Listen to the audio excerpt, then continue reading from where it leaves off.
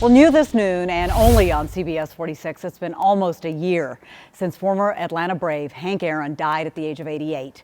After a service at Friendship Baptist Church, the beloved former Brave was buried at historical Southview Cemetery. Today, the man known as Hammerin' Hank is being moved to his final resting place, and our Karen Greer was asked by the family to be there as well. Karen, certainly an emotional day, to say the least, for the Aaron family. It definitely was, Greer. Hard to believe it has been a year, but we are here today. We've been here with family and friends. They've left. This was a very quick service. Earlier, you mentioned Hammerin' Hank Aaron was brought here right after that service at Friendship Baptist Church to Southview Cemetery. Well, late last night, his body was moved to this crypt, his final resting place, and only friends and family were here in attendance to celebrate his life.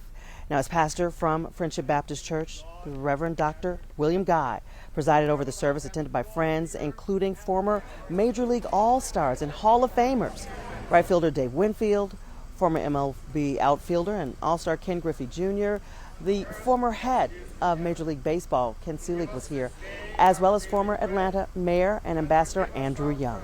Here's a little of what Reverend Guy had to say. May we be inspired throughout our lives by his life,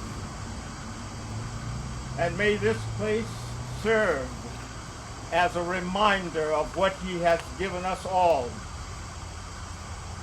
And may those who venture here in the future and pause before this tomb remember the great gift that was given us through Henry Hank Aaron.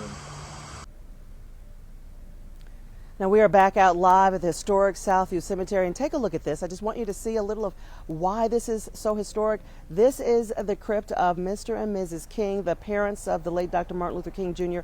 Dr. King was buried here until his body was moved to his final resting place at the King Center. So this is very historic, very big names in the African American community have been buried here.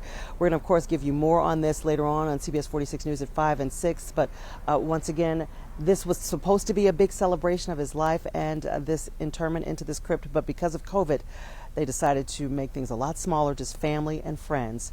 And that is what this ceremony was today.